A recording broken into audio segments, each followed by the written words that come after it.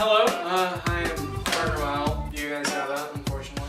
So, basically, I will be interviewing my grandfather for a multitude of things. This will be very interesting. And I hope you enjoy Blackwell. So, you so happen to be alive in a certain amount of time that makes it a lot easier to discuss multiple things rather than just one thing. I know some people are referring to their parents during the Challenger disaster. I know some people are talking about Nam, but you've been through enough, so yeah, it's I've been around a while, a minute or two. I know he doesn't look it, but all right. So let's start with a more sad one. What was it like growing up in a segregated school system? Well, it was kind of interesting because I started out in a segregated school where they basically said separate but equal. So back growing up in small town Mississippi, there was just traditionally the black school and the white school. That's just the way it was. And I basically lived under that system from like the first grade up until about the 8th or 9th grade. And it was a distinct difference in the quality of the schools. Traditionally back during that time in the South, when money was allocated for education, basically the money was doled out, from the state level to the county or local government, and the government officials decided, how that money was going to be spent. Traditionally, they spent money in the quote-unquote white schools, and essentially what was left over went to the black schools. I remember getting books that were kind of hand-me-down books that, when the traditional white schools got new books, they transferred the used books over to the black schools. And it was like that for the academic subjects. It was like that for sports programs, for extracurricular programs. That's just the way it was. We kind of lived under that system. That's the way it was. And that we kind of tolerated that up until, I think I passed to the 9th grade. And then we basically went to a consolidated school system to where, all kids went to essentially the same schools. Now it was kind of interesting during that time too, because a lot of the white kids, basically rather than going to like a public education, they started these academies, and they were essentially based Christian based. That's where they got a lot of their funding. They traditionally were not supposed to get state funding or government funding for those schools, and I'm not sure if that happened or not. I'm not, I was too young to kind of be concerned about funding of schools. But even the academies, the quality of their education was probably, a lot better than what the old traditional black schools. But like I say, it's essentially when they consolidated the schools and we all started going to school together, it was kind of tumultuous at first because, it was very obvious that they did not want, the officials did not want an integrated or consolidated school district. So it was very difficult. Here's a young teenager or a young kid trying to go to school where they should only be concerned about education, but they had to worry about being not treated equally, or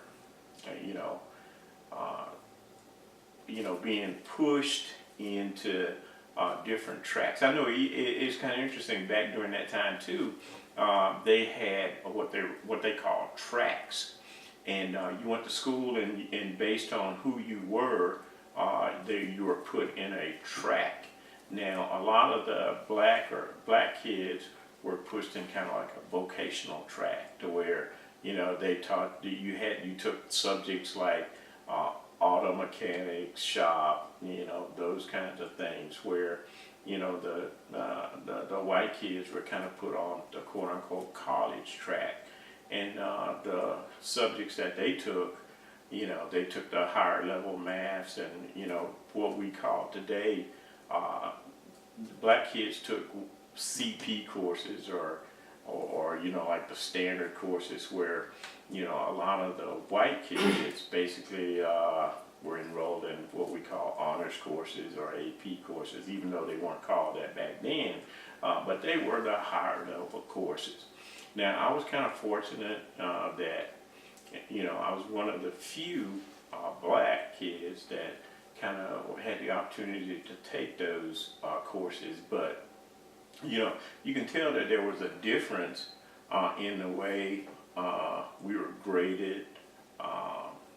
We were graded because, traditionally the quote unquote white kids got higher grades than we did, so we were kind of ranked more or less towards the bottom of the class. Well, that's interesting. At least we can say equally now we all have bad books, so that's optimistic. Well, that's another thing too, is that now, even in today, we don't emphasize, the accomplishments of African Americans in our history, where there, were significant inventions, things that were, kind of brought about by African Americans that they're just not in the history books. They're not taught. So, in the long run, that kind of causes it kind of creates a stigma on black kids because they have nothing to reference their history to. So it's kind of like in the long run, it creates an esteem problem for black kids. Because through the educational system, all that we really ever hear or see is that quote-unquote white people have invented everything but peanut butter. So Yes. it's not as well handled, I guess. That's right. And like I said, it just just an example of that is that we have a Black History Month where we celebrate the accomplishments of African Americans or blacks, and you cannot consolidate the accomplishments of African Americans or black in a 10-month school system with just 1 month. There is probably a better approach to kind of teaching history. Understood. Now, has any of this impacted your outlook on the educational system currently? For context, he's actually he's about to be a retired teacher at Page. He's the commander at NJROTC, and yeah. So has it altered any opinions or thoughts on the current educational system? Well, it's like, I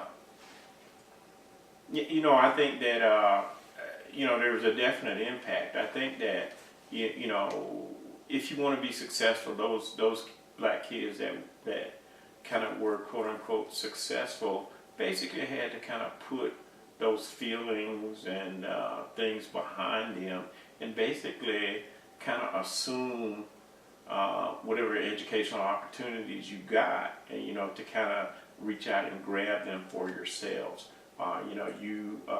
The kids that kind of depended on the teacher to inspire the teacher to kind of push them forward just didn't happen. So, if you went in with the attitude that I'm going to take full advantage of the educational system, then it kind of worked for you. It did work for you, even though you probably weren't as advantaged as some of the other kids. But you could be successful in that type of environment. I get you. Now, on a less optimistic note, I have to ask, because to be honest, I never really thought about it until recently, especially because Blackwell has had us doing a lot of civil rights stuff lately, that you were raised in the South, Yes. and I never really thought about it. Yes. So did you ever have to face more? You're gonna ask that question. Let me give you some context. I'll tell you where I grew up. I grew up in Mississippi. I grew up in a small town that was kind of the closest big town or town that was on the map was Meridian. Now Meridian is a town that's 30 miles from Philadelphia, Mississippi. And I'm not sure if you know what the significance of Philadelphia, Mississippi is, but I'm sure your history teacher will know the significance of Philadelphia, Mississippi. Help me out, blackballing a little bit. Yeah, well, Philadelphia, Mississippi was where the three young teens that were killed back during, let me see, what year was that? I can't remember the year, but they were killed and buried, and it was kind of, it was during the, let me put it in context. I think it was like during the Kennedy administration, so that had to be like 60, 61, 62, somewhere in there, where there was a big push for voting rights, and for if you know about the 60s, the voting rights bill kind of came into effect in 65.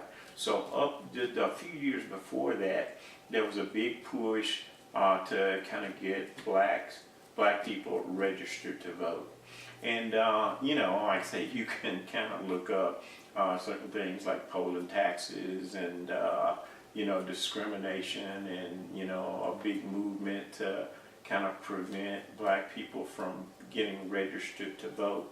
But these three young men, and it was a host of other freedom riders, what they call freedom riders, that came down from the north to the south to kind of live and kind of try and push getting black people registered to vote. Obviously, that was not well accepted by the white community back during then, and they were treated, essentially just like black people were. And these three young men, they were in that area, kind of going around holding rallies, trying to get black people registered to vote. And all of a sudden, one night they came up missing. And I think it was like a few months that they looked for these young people and they could never find them.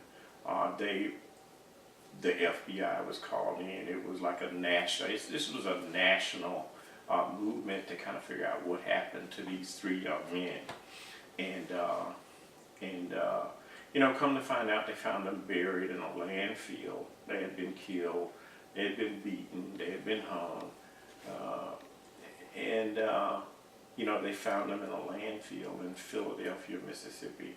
So that's the kind of area that I kind of grew up in. Well then, definitely on a less optimistic note. To somewhat raise the spirits, for those of you that didn't know, which you didn't, you served in the military for how many years? I did 23 years of service in the United States Navy. Yes. And I had to ask some questions about the Navy, especially considering you served for the most part during the Cold War, which was actually one of the last units we worked on before we were working on the civil rights movement. Mm-hmm. And I have a couple on those. During the Cold War, did it ever get to you? Like, how were your nerves? What was the morale of the entire establishment in which you worked in? I think you have a misconception of the Cold War. The Cold War essentially was that, we had our adversary, Russia, and we had the United States. And, basically the Cold War just meant that we weren't actually engaged in any conflict, but, the Russians were here and we were here, they were adversaries. And so the whole point of the Cold War, I think, was really, from our perspective, was just kind of to stop the spread of communism around the world. So, it was like the Russians would do something here and we'd do something to block them. We'd do something, they'd do something to block us. So it was never really anything that was kind of that made you fearful or concerned about a war? There was always the potential that some incident would spark a war between two world powers, but the Cold War was really kind of, to me, it was kind of insignificant. It really didn't mean a whole lot. What really, the Vietnam era, where there was actually fighting. I mean, we were actually fighting in Vietnam, but essentially it was kind of like a proxy war to where South Vietnam and North Vietnam were fighting each other. Obviously, we supported South Vietnam, and communism supported North Vietnam.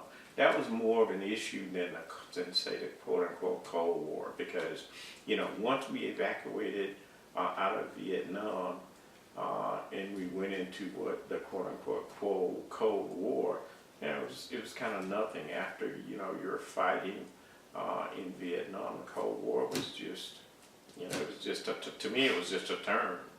So, I know you mentioned a couple of times about the Cold War. The Cold War really wasn't, it had no significance to me. It's always been represented to us as students and such in a way that made it seem like a time of anxiety almost, because of the potential war that could have arisen. Within the two powers, Russia and the United States, going at it in a more scientific and one-upping each other, for lack of a better term, kind of way, made it seem that way. Because yes, there was a space race and the arms race, and the fact that to quote-unquote one-up each other, they'd have to build so many weapons, seems to be the kind of thing that would get to someone. Yeah, I guess you can look at it like that. I mean, we were, as Russia is one of our adversaries, the space race kind of came about, kind of like that adversarial kind of thing, is that the United States really didn't want Russia to kind of beat them in the space race. That was one of the battle areas of the Cold War, one of the areas to where, we wanted to kind of be first, and we wanted to be leader of the world.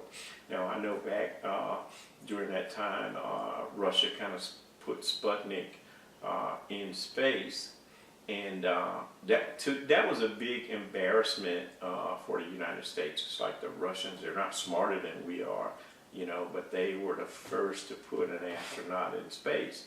So President Kennedy at the time basically made a proclamation. He basically said that the United States would be the first country to land on the moon. And so not only did he put his words behind it, he kind of put money behind that also. So, the space race kind of evolved. It's like which country was going to be the first to get to the moon. And obviously, I hope you know that the United States was the first in '69 to put a man on the moon. And so we quote unquote won the space race. But it's kind of interesting now because I think that over the years we have kind of decreased our funding for space exploration. And now, you got other countries, you got China, you got India, you got these other countries that are basically getting involved in the space race. And then they, and I think that they are comparable or even more advanced than we are. It's interesting. I just think that, the United States should be the leader in space exploration. Our president said something the other day that we will kind of go back to the moon. We'll land on the moon again. We'll see how that goes. But, the space station is out there. Other countries are talking about having, commercial flights into space. There are all kinds of proposals out there about the space race. And I think that the United States, I think we're basically just talking about, how good we are, how good we are in the space race, and not really putting any resources behind it. And then Elon Musk is planning on colonizing Mars, so there's always that. Yeah. Well, yeah, I guess we can say we did, kind of put a or a vehicle on Mars. What was it called?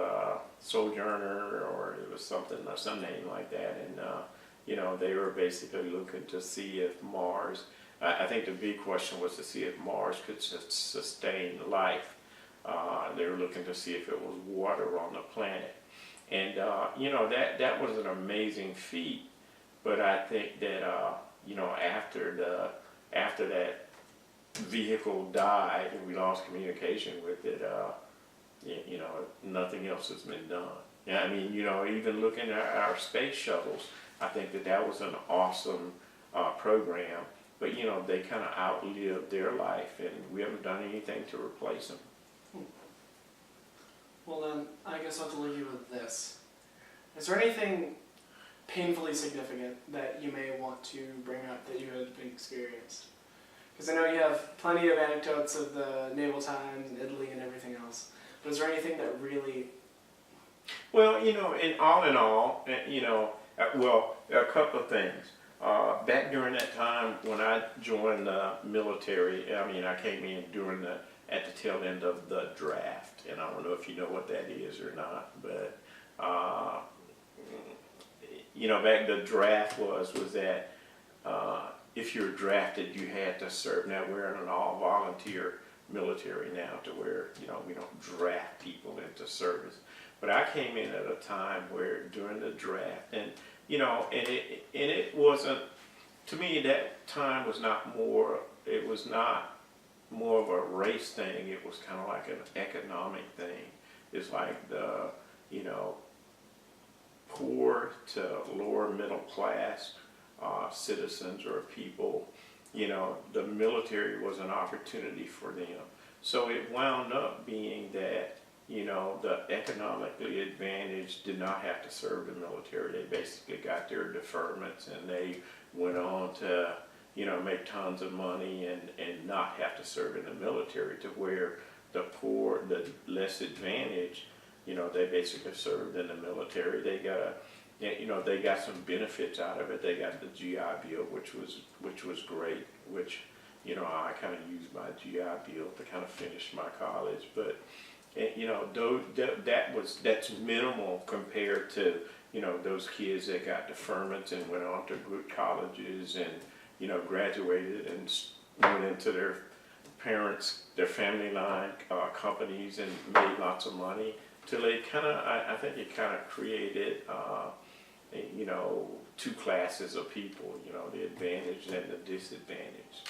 One other thing too about that time that I thought was interesting was that during the Vietnam War, right after the Vietnam War, before the quote-unquote Cold War that you're talking about, the sentiment in the United States was that it was very anti-war. And that was a time period to where, you know, the country basically did not support the war in Vietnam, and it was just anti-war period of time. And so the American people basically took their anti-war sentiment and kind of directed it at the military. It's like, okay, you're in the military, we don't like you. I remember back during some of my early times in the military, there were signs out that said dogs and sailors keep off the grass.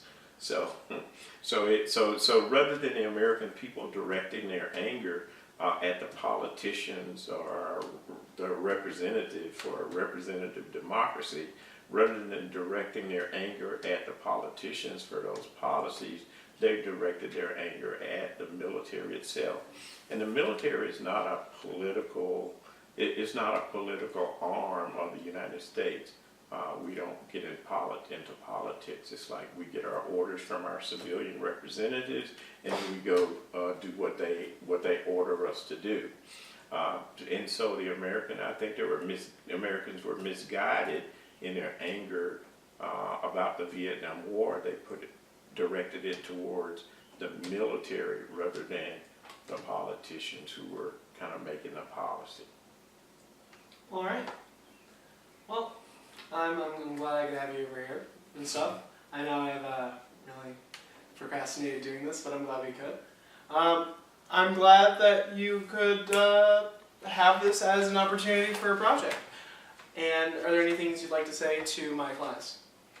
Well, I mean, I think that, I think that, what you read in history books is fine, but I think you should take the opportunity to kind of go beyond what's in the books, because ultimately books are written by people, and if you read a book and they usually write that book from a certain perspective and they don't give you the other side of the argument, I would challenge you to, take an issue, even though it may be an accepted viewpoint, kind of look at the counterpoint and then look at the facts and then make up your own mind. I think that we as Americans, we really have gotten lazy to where we just kind of accept, what viewpoint that the popular viewpoint that's out there, and we don't really want to take the time to kind of look at the facts and make decisions on our own. Well, thank you. All right? Stay frosty, everyone.